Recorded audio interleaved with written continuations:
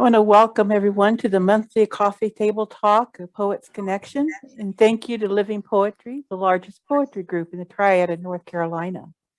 Poets Connection meets 1 to 2 times a month, once a month in the summer, and we hold workshops, discussions, and bring in guest speakers to expand our world of poetry.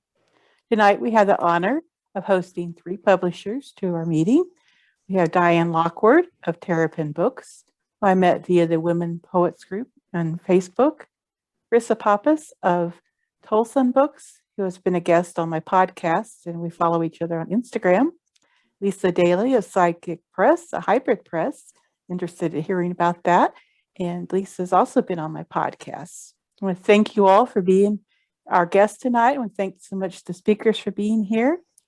And without any further ado, because I wanted them to have the time and not me, I would like to begin with Diane, then Risa, then Lisa to tell us about their respective presses. Okay, my press is Terrapin Books, and I started it about 5.5 years ago. I have 2 open reading periods per year, February and August, and I don't take a whole lot of books. I take about 2 to 4 usually. Each open reading period. So maybe 6 to 8 books a year. And we have some craft books and some anthologies, but primarily it's individual collections by single authors. We like lyric poetry for the most part. We are happy to have a narrative edge in there as long as the poetry is lyrical. We're definitely not experimental. And we like variety, we like forms, but if you send us forms, don't send a single form, not a book of sonnets, but maybe a mixture of sonnets and villanelles and pontoons and maybe a little free verse thrown in there too. So far, I think we've published about 30 collections by individual authors. Anything else? Should I add to that? That sounds really good, Diane. Okay. Thank you so much. Okay. Risa.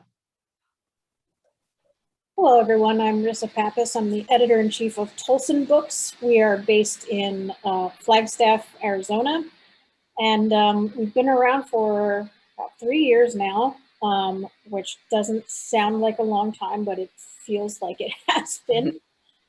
So we publish poetry and experimental and hybrid work, short story collections, some art and photography type books, and translations as well, and creative nonfiction, memoir, essay kind of things.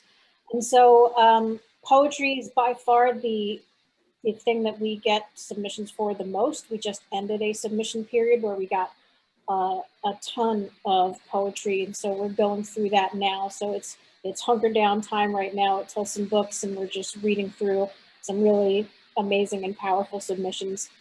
Tolsun Books also has a book club. So basically, we try to put out a book a month, and we have a subscription to our book club, and it's basically like a magazine subscription, except we just send you each month you get a book from us. And so that's been relatively successful, and I think helpful in a way of, if you just want to have good stuff and you don't want to have to shop around, or you're being indecisive. I know I definitely get into slumps sometimes where I'm like, I don't even know what I want to read. It's pretty nice to just have a new book every month at your door.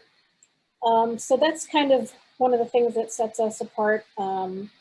And in terms of what we're looking for, we're definitely going to get more into that and kind of have more nitty-gritty discussion on that. But we just generally are looking for things that are surprising and different and that we haven't seen, which I think every small press is trying to do to a degree.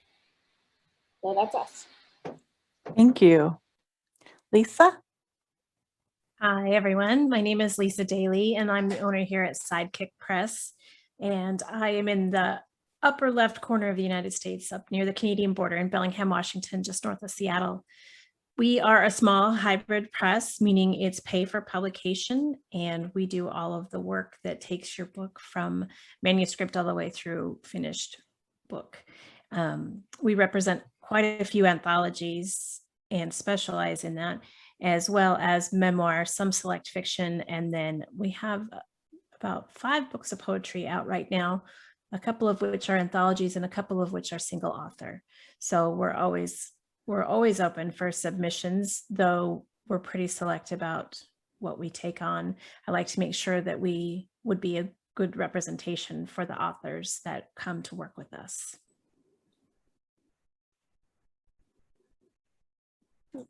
Thank you. Now, one of the questions that I have is, what do you look for in a manuscript? When you get a manuscript, what's a few things that you start looking for to kind of weed it out? And we can start with Diane. Okay.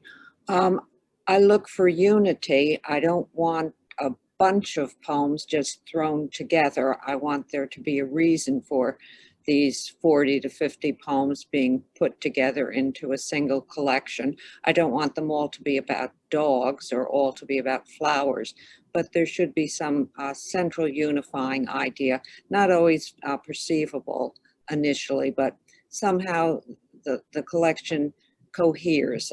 It flows from one to the other. You don't get a lot of jarring feelings of this doesn't belong, or why is this here, and no answer comes. I also look for a strong voice, and that's something that really captivates me as a reader, and I think it does other readers also.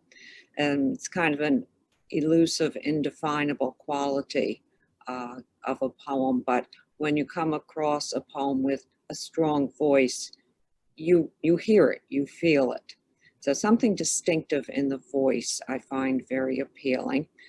Cohesiveness and good evidence of craft. I want to see different poetic techniques employed, though not in a glaring show-offy way, more in a subtle way, but there should be a clear knowledge of craft.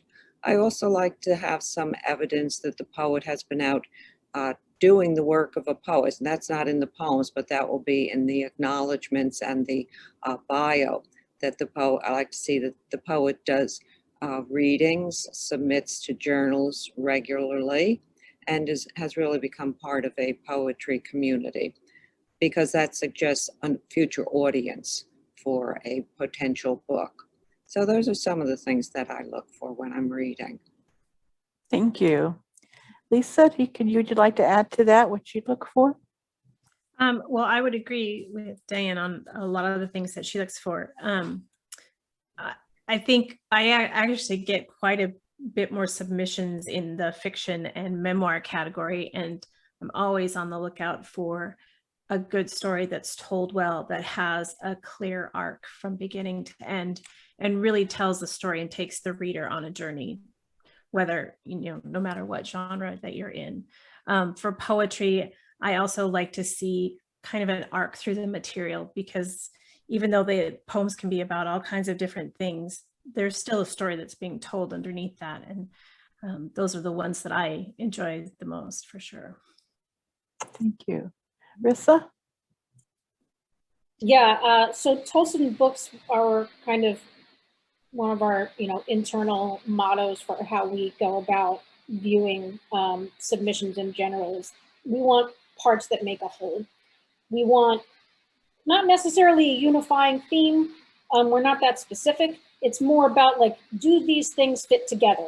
Do I feel as though I have a complete thing in front of me when I've gone from cover to cover, or from first page to last page? So that's kind of really important to us. And there's a billion different ways that can be manifested. But it's got to feel like something that was not just thrown together, to Lisa and Diane's point. It's got to have something that holds it. And who are they? Who are these people? Like, it's not only just, like Diane was saying, who are they in the community? Are they part of the community? Are they around? Are they findable? But also just, we're looking to work with people who are good people. We're looking to work with people who are not going to be awful to work with. So if we Google you, which we will Google you, if you make it past a certain point, we're going to Google you. We don't read blind. I know some organizations do that. We do not. We're very much going to try to find out who you are. And if we hear glowing things about you, then that's absolutely going to influence, you know, if it's between you and another, and you know, we only have one spot left, and we know from someone who knows someone who knows someone, or we did our research and we find out that you're a great person, that's one less headache for us down the road. It really, I want to be very transparent about the fact that that actually matters a great deal to us. Great. I like that. Good old Google comes in every time, doesn't it? It says something right there. It's kind of like when you look for a job, you know. So it's basically about the same thing. Basically, yeah. Now, someone asked me to ask a question. What is a no-no? What are the no-nos about submitting a manuscript? And you all have already mentioned some of them. Can you think of anything else to add? And you can just, whoever wants to respond, just respond. Well, I like a nice cover letter without a lot of bragging. You can list your credits, but don't sound like a braggart. That's a real turnoff. And this is an odd thing, but I find a lot of people in their cover letters somehow feel compelled to tell me their age. And I actually don't care about their age. I just assume that they not tell me that. I can't guarantee that if they say they're 86 years old, that I'm not going to think to myself, well, that's a person who maybe isn't going to be able to get out and about to do readings. If they say I'm 22 and I just graduated from college, I might think, well, here's a poet who doesn't have a whole lot of experience, can't have much of a community left. So be a little bit careful what you say in your cover letter. And age is one of those things that you probably don't need to include. I also am not impressed when someone boasts about who they've taken classes with. I've studied with so-and-so and so-and-so, listing famous authors. That doesn't mean you write as well as that person does. So that's pretty much unnecessary information. So anything that's kind of braggy is a good idea to leave out. Be a little bit understated and modest. Thank you. Anyone else want to add to that? I would say it's definitely a no-no to submit in a format that we can't open on our computers. That we've had that happen where, you know, it's got to be a Word document or a PDF. If I can't open it and I have, you know, 700 things to go through, like that's a lot of extra time just to get something open, when it's like, you know, everybody can save something as a doc, or, you know, you can have it as a Google Doc and then export it. Like, there's ways around having to pay for Microsoft Office if that's the case. And just a general no-no is don't submit stuff to us that you haven't copy edited. Even if you're not the world's best copy editor, you don't have to be, but you should at least have gone through and tried to make it as perfect as possible. So that's essentially your first impression that you're making on us. So if the first impression that you want to make is that you don't care about these things, then again, that's going to come back to us as like, okay, this person might end up being very difficult to work with because they're not being careful and they're not being deliberate and they're not thinking things through. So that's a big no-no for us. Definitely have somebody edit it, do something. I was actually going to say the very same thing. There's nothing worse than getting a submission and finding it riddled with spelling errors and all kinds of errors, place names and wrong things, because it just means that my team is going to have to work that much harder to turn out something that we feel represents us as publishers as well. I think it's also important that the poet know how to format a Word manuscript. I get a number of manuscripts each time where the poet hasn't put in page breaks in the right places. So the next poem will start in the middle of the page. Then there'll be a skipped page, and then the next poem will start in the right place. and the next poem will start at the end of the page, and that gets a little disconcerting. So find out how to do page breaks before you send your manuscript in. Wonderful points, everybody. Wonderful. Can I just Does- add something to that? I think that, you know, we're saying a whole lot of like, learn how to do stuff, darn it. And Yeah. I just want to be clear that there's nothing that you cannot Google and figure out how to do online. You can go on, like there's a bunch of free online courses that you can take for these things. So if you don't, you know, if you feel like you're a great writer, but you are very computer illiterate, there are resources out there. I'm not trying to say like, I'm not trying to be elitist and be like, well, you don't understand computers, therefore, you know, take your submission and shove it. But it's just, if you're not willing to put in that effort to try to make it look as professional as you possibly can, why would you then take your money and give it to me so I can look at something that doesn't best represent your work? So that's the distinction. Exactly.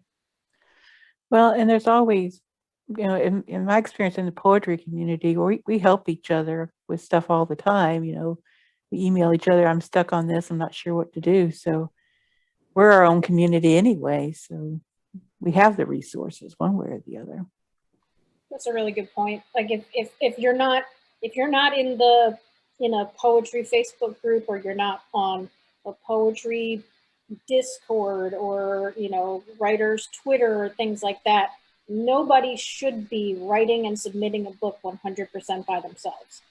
It's a disservice to your work if you don't have somebody else look at it and give you feedback on it before you start submitting it places, because then you're going to end up paying for feedback, and all we're going to tell you is no thanks.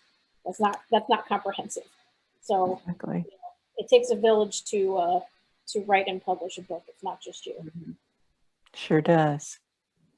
I mean, in our living poetry group, we have quite a bit of talent with Jean Marie. She's here tonight, and she helps a lot with for people to understand about doing submissions and, you know, how to do a submission to, you know, get those acknowledgments in your book. And Bart and Jean Marie and Chris all get together and do the critique groups to help people, you know, take a closer look at their poetry and help one another. And I'm sure those are available in other communities, you know, that have meetups, but I'm really proud of the Living Poetry, what they do to help each other. One last question I have, then I'm going to open up to the audience. What is something that would really get you excited, really get your blood going in a happy way when you're looking at a possible manuscript? Do you want me to go first again? Go ahead. Okay, well, pretty much the things I already said. A strong voice is always going to catch my attention. The craft matters a lot to me. The coherence of a manuscript. I like to see that a lot of industry has gone into the preparation of the manuscript. And I like to see that the poet has been doing the work of a poet, because that suggests to me that if I do give this person a book, that person will support his or her own book, will do readings, will send out email notifications about the book's publication. There are some poets, and I've had a few of these, who are happy to have a book, and that's all they care about, is having the book. But as the publisher of the books, I also have to care about the selling of the book. So I want the book to be wonderful, but I also want it to get into the hands of readers. So it's important to me that the poet shows some signs of willingness to get out and market the book, find audiences for the book. So those are some of the things that work for me. Thank you. Anyone else want to add to that? Oh, I would just say too, you know, if I'm hooked in the beginning, you know, send your best pieces in to be as your submission, because I want to be hooked. I want to be drawn into the story right away. Even if it's poetry, I want to have some connection with that and feel something when I read it. because if I'm like that, reading all these submissions in and day out, I know that the audience will also feel that same way.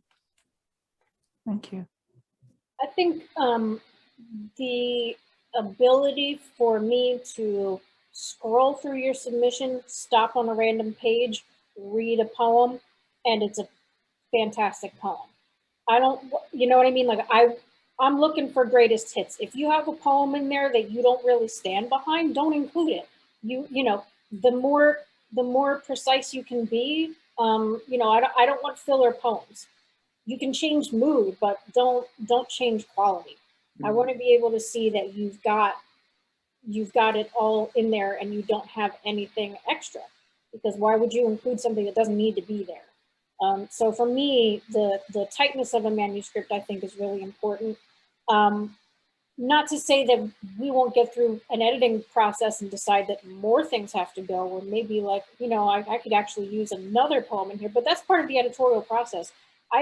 For you just submitting to me, I don't know you, you don't know me. I should be able to scroll anywhere and find a really great poem. Beyond that, it's, for me personally, it comes down to two things. It's either got to be a new voice or a new story, or situation or scenario, whatever. So, you know, what kind of story can you tell that no one else could possibly tell? Or what style can you relay that no one else can do that style?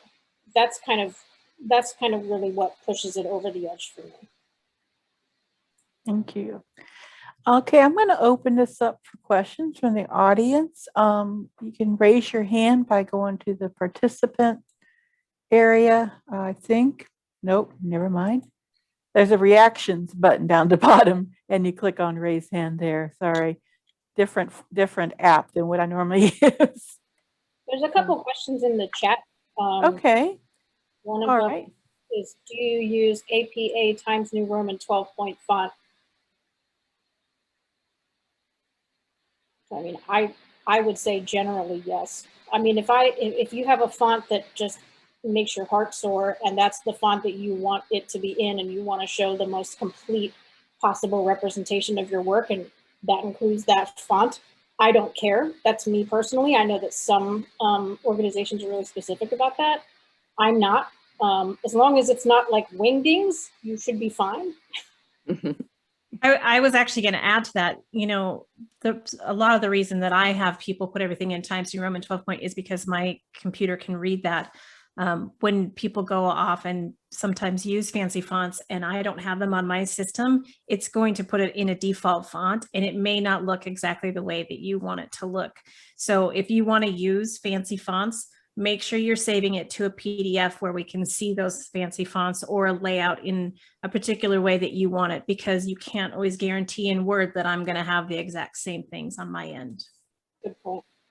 Good point. I think Times New Roman is always a safe font to use. It's readable on all computers. It saves nicely in the PDF. It looks fine at the other end. So that's a good safe one. Once I get to doing the book, I've never used Times New Roman for formatting any of the books. I often use Gandhi Serif, Chaparral, sometimes Minion Pro, Adobe Garamond Pro. I have about a half a dozen fallback fonts that I like. And I like the books to be readable. I find a lot of poetry books have such small fonts that I have a very hard time reading them, even with my reading glasses on. I don't think the reader should have to get out a magnifying glass to read the book. So I try to make the font very readable, not 14 size, but usually 11, even 11.5, depending on what the font is. William asked about illustrated work. What do you want to ask the question?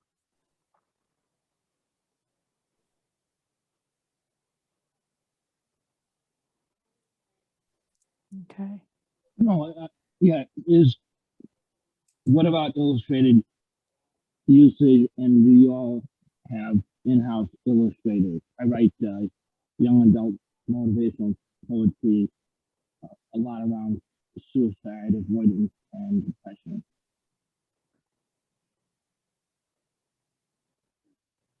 I don't use illustrations in any of my poetry books, so that question, I wouldn't have anything helpful to add to that.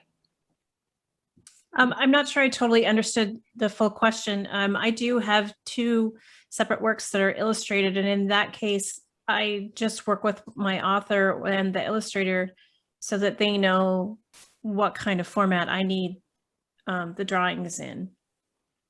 But I'm not sure that that addressed the question. So we do occasionally do illustrations in our books. We almost 100% have them printed in black ink. We don't do color illustrations 90% of the time. I think the only exception that we would make to that, or no, I'm not gonna say it that way. If you must have your illustrations in this book, or if it is a book of illustrations and they must be printed in color, that's going to be a hard sell for us because we can print infinite black ink. We cannot print infinite color ink.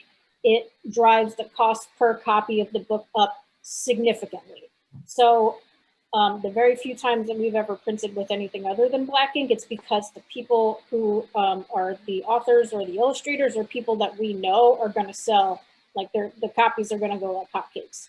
And that is the reality of the situation. So I think that there are plenty of presses out there that are not small indie poetry presses that would be more likely to be your best target if you're trying to have like a book that has a poem on one page and then a color illustration on the other. But if black and white is acceptable to you, then yes, small presses would still be your best bet. I would agree with that. I have all of our illustrations that in the couple of books that we have them in are all black and white, either line drawing or shaded, but black and white only. Well, about cover art, do you contract with someone to do cover art, or is the poet involved in that process, or how does that work? I don't hire artists to do our cover designs. I always begin by asking the poet, do you have any artwork in mind that you would like to use for your cover? They usually do. Sometimes, in a couple cases, their own artwork, a couple cases, the work of a husband or some other relative. A couple times we found nice artwork on Pinterest. And sometimes I'll just Google under images, pictures of whatever the topic happens to be and see what we come up with. I'm very proud of our covers. They're very varied. They don't look alike. Each one is distinctive. And I work with the poet on the layout. Do you like this? No? Okay.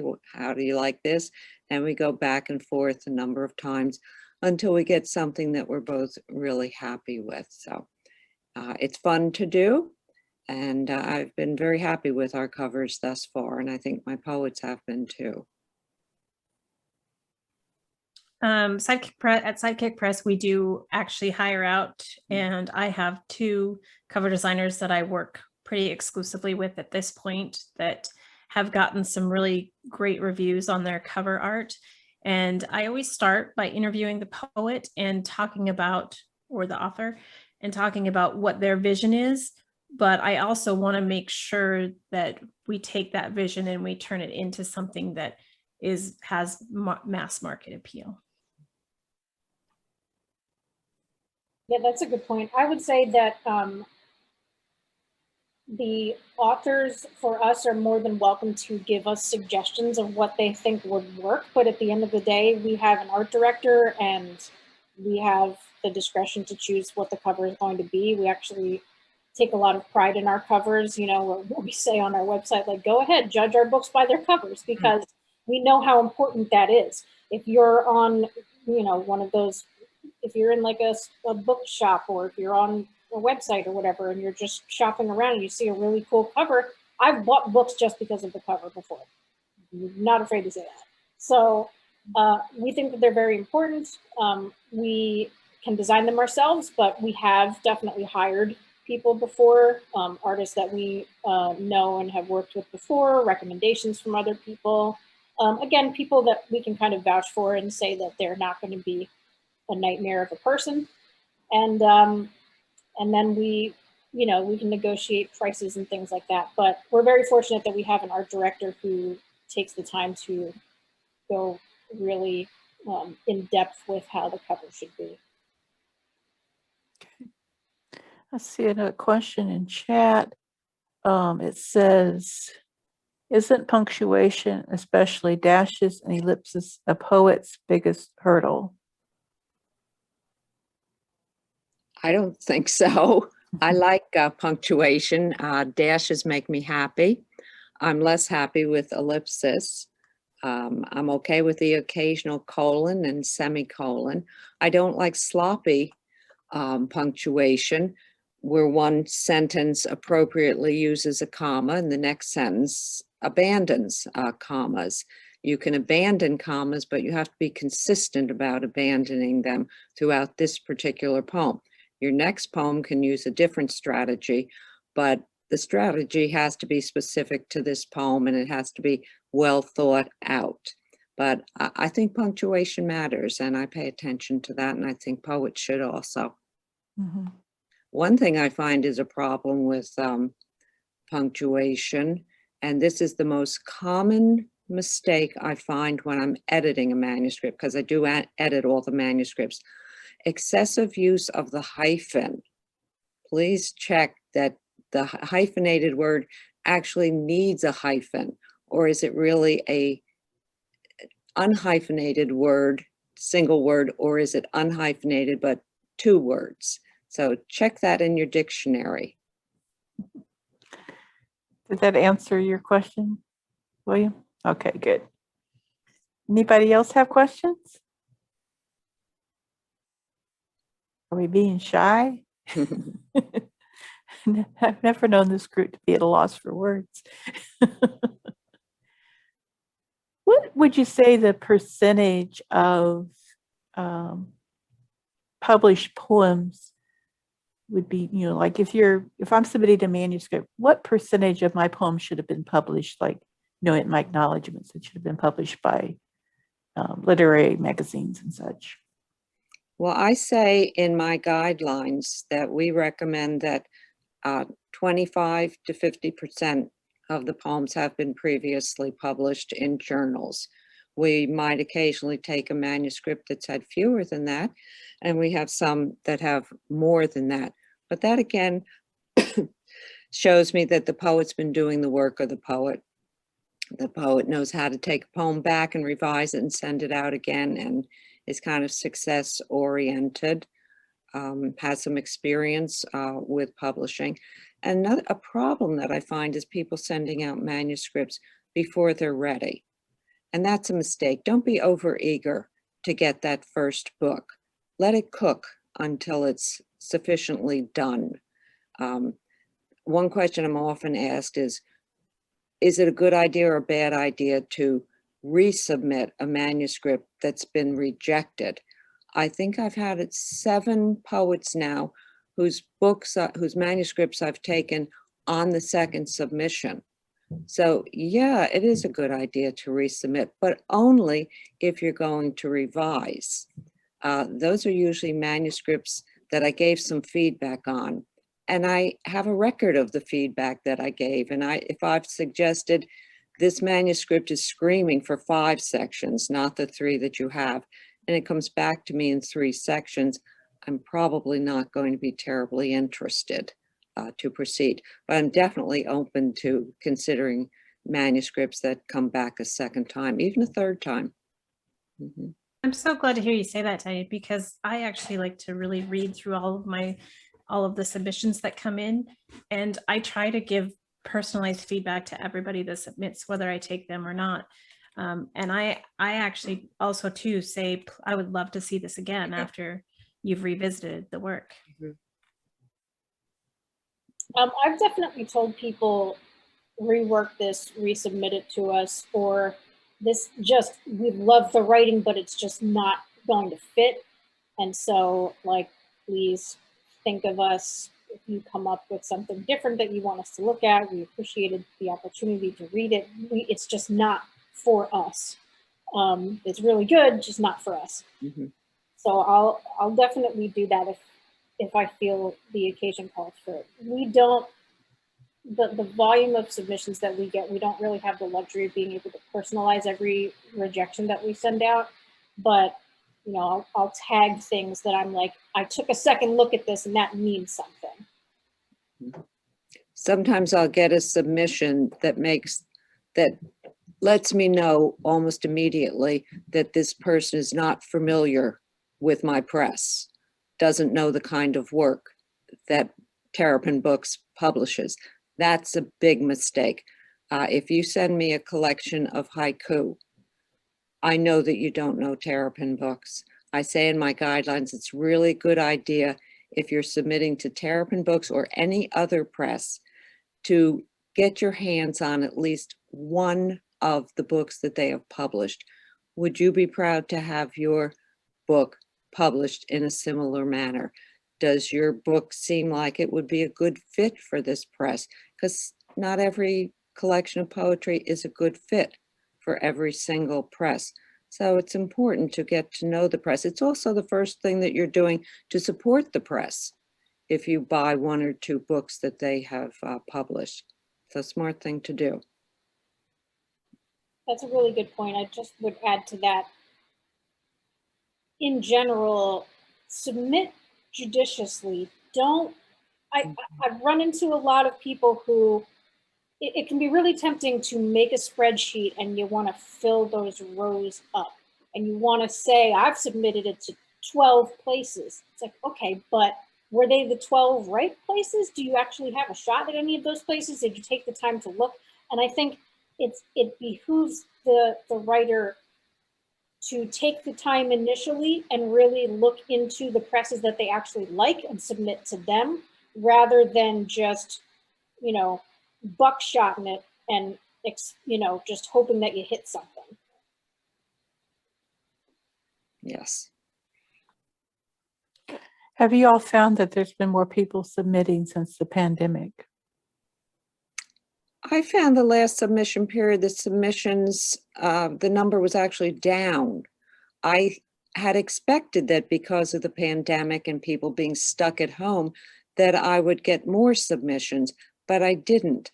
And I thought about that quite a bit. I think it may be, and I've picked this up from comments people have made on Facebook, though they've had the time, people have lacked the spirit to sit down and do the writing of poetry, that they've felt isolated, separated from their group and just kind of down in the dumps and a little bit afraid. So I'm expecting that August, we'll see a reversal of that now that we can get out in public and meet our friends and go to readings and so on. So time will tell, but that's what I'm expecting. Right. I actually expected a decline just because it seemed like everything was shutting down, but I found that there hasn't really been a decline. It's been a pretty consistent submissions in the last year. Oh, we have questions in the chat. How important is it to have a consistent voice and or format across the poems in a manuscript? Do you favor consistency or variability? I like both. I know that doesn't make any sense, but it really, when you get that, you know it. I like variety. I want to be surprised as I go through the manuscript, but I also, we've all said this, I think, I want the collection to hold together. These works belong together for some reason. They're not just randomly thrown and paperclipped together. It's the difference between a bunch of poems and a collection of poems. Yeah, I actually was thinking about saying more or less the same thing, but I want there to, it's not that we want one over the other. We want a mix of both. Mhm. I want to see some kind of consistency where the poems that make sense to look the way that they do and they look the same should do that. But you have to interrupt that every once in a while with something that is very different in, you know, whether it be visually or tonally. You don't want to be so consistent that you lose us. So I would say you have to kind of mix the two. And there's no right or wrong answer about whether or not you've got the ratio correctly.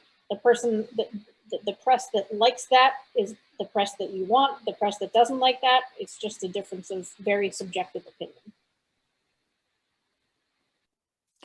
Someone asked, do you have any advice about how to research presses to determine what might be a good fit for the poet? Well, again, I would say get your hands on their books and see, does this, as I hold this book in my hands, is this the kind of book that I would like to have for my own work? Is it good workmanship? Does it show pride from both the author and the press?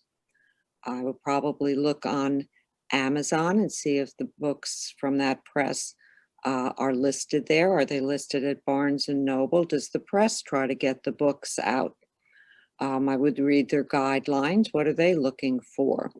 And I might start keeping a list of presses that seem to have the attributes that I'm looking for. And I think it was Risa said before, don't just submit everywhere willy-nilly. Be selective. The presses are going to be selective about you. You should be selective about them also. I hear poets all the time saying, oh, I submitted to 50 contests this year, and their hearts are just broken because they didn't win any contests. They probably entered a lot of contests that they had zero chance of winning, but they didn't pay attention to the guidelines. They didn't check out what kind of books that press publishes. One of the reasons I don't do contests is because I just find them sort of soul crushing.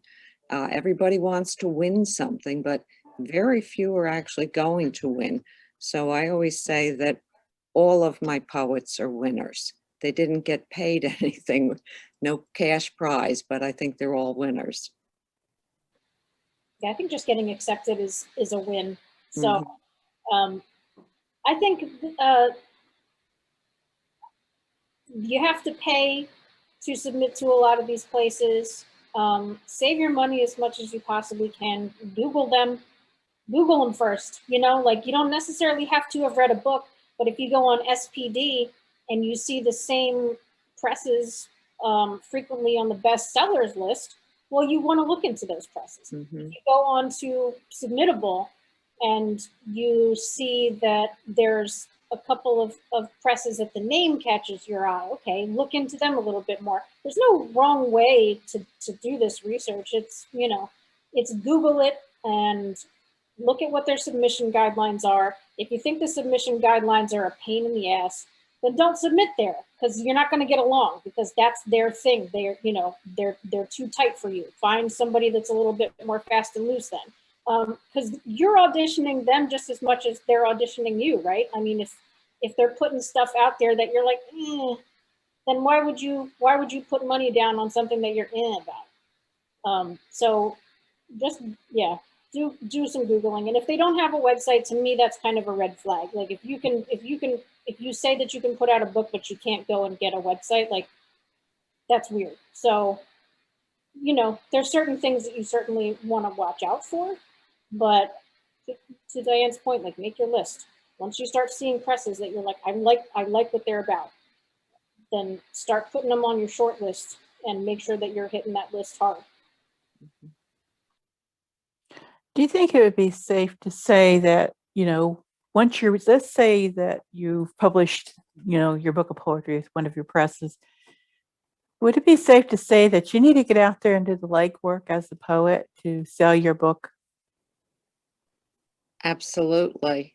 The best way to sell a book of poetry, and I think it's probably true of fiction and nonfiction as well, is to do in-person readings. I've seen many poets on Facebook comment that the Zoom readings have been a nice substitute for the in-person readings that they haven't been able to do for the past year, but the Zoom readings do not sell books. The in-person readings will sell a few books. Very few readings sell a ton of books, although occasionally that will happen. But you do have to get out and do the readings. So again, that's that willingness to do that legwork is something I look for in my prospective poets and something I expect that they will do. I think that's a reasonable expectation, in my opinion. Mm-hmm. Yeah, we're a small press. We don't have a marketing budget. We're not going to market the book for you. You have to be an equal partner in the marketing and selling of your book. And if it's unfortunate, because I think that there are some people who have that old school mentality still of, well, my work will stand on its own and it will be so good. And it's like, okay, but if you're not putting it in front of people's faces, they're not going to know it's good. So you have to partner with us on that. You are entirely accountable for how well your book sells. 100% accountable. Like, we're doing all of the work of actually physically making your book exist. You have to be the one to go and let everybody in your networks know that you now have this book out there. And in terms of social media, if we post about a book, you might sell a couple copies. If the authors post about their book, they're going to sell 5, 6, 7 copies. Because people don't know our press. If you don't already know our press, then you don't know us, but people know the individual. And so you're much more accountable than your small press is for making your book a success. And that's the reality. Yep. I can give you a good follow-up example on that. A poet whose book I am about to publish, it's coming out on June 30th, and it just became available for pre-orders on all the online sites. And I always ask my poets, once your book's available for pre-orders, please do an email blitz. Send a notice to all your friends, all your relatives, your neighbors, the milkman, the guy at the butcher shop, anybody that you know. And don't ever say this person won't be interested, because you just don't know who will be. So I asked them to do that email blitz, and I can always tell if they've done it. If they've done it, they get a bunch of sales at Amazon. If they didn't do it, they're not getting any sales. So earlier this week, last week, middle of last week, we announced on Facebook, so-and-so's book is now available for pre-orders at Amazon. That first day, she got quite a few sales and had a nice ranking number. And then the next 4 days, 0.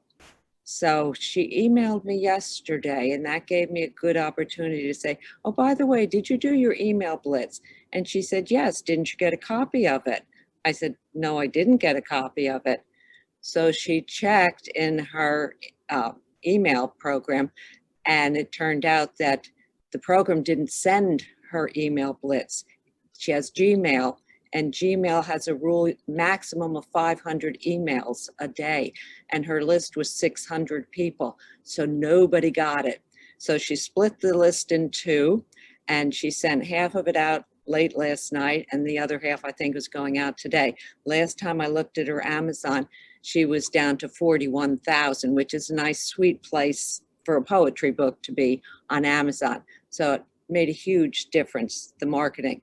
And follow up on what Risa was saying, I always think of the work that we do as a collaborative process between the publisher and the poet.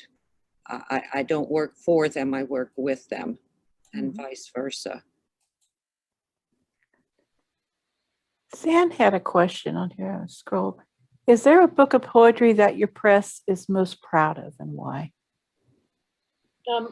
I'm pretty proud that our authors, Sarah and Sala, her book Devil's Lake was a finalist for the Audre Lorde Award for Lesbian Poetry, the Orlando Awards, and that was huge for us. And it's a great book, and she's a great poet, so that comes to mind immediately.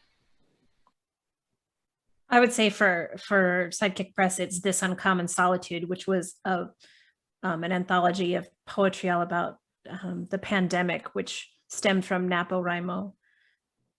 did I get that right? Primo in April. And it just came back with 9 out of 10 from some awards. It wasn't at 10 out of 10 and winning in its category, but I got some really high marks on it. And so that I was really, really proud of that. I'm proud of all of my books. As I said at the beginning, I only take a limited number each submission period. So I know I'm going to like the books before I publish them because I like them in manuscript form. Of the recent books I've done, I might mention the one that I was actually talking about, but not mentioning the poet's name, but it's Christine Stewart Nunez, and her book is The Poet and the Architect. I'm bragging about her because she's the poet laureate of South Dakota. So I felt a feather come into my cap when she got that appointment a year ago. And this new book that she's done, the cover is a collaboration between her husband and me. He's an architect. He's the architect of the title, and he did a laser scan of their house. And so the cover is like an illustration of the interior of their house from an aerial view. It's very unique. So I'm proud of that, and it pleases me that she and her husband are both in this book. There are poems about her and there are poems about him, none by him, but about him and the children that they have together. Another one of my books that's done well recently is Ghost Dogs by Dionne O'Reilly, California poet. And she's won a couple prizes so far with that book. And I wouldn't be surprised if she wins a few more. Those are very gutsy, hard-hitting poems. And also very pleased with Tell Me How You Got Here by Emily Franklin. This is Emily's first poetry collection, but she's written about 24 novels for young adults. She's also published a cookbook. So she even has an agent, not for her poetry, but for her fiction and nonfiction. So I was very pleased to publish her debut poetry collection, and it's a wonderful one. Well, thank you all so much for coming out tonight. I really appreciate this. I'm enlightened. I'm going to listen to this again and take some notes. And I don't know, I can't speak for everybody in the room, but I'd be surprised if everybody didn't get something out of this, because I thought it was excellent. And thank you all so much for coming out tonight. Thank you. Thanks for having us, Lisa. Thank you. Y'all have a wonderful night. Thanks, everyone. Thank you. Thank you. Thank you again. Thank you.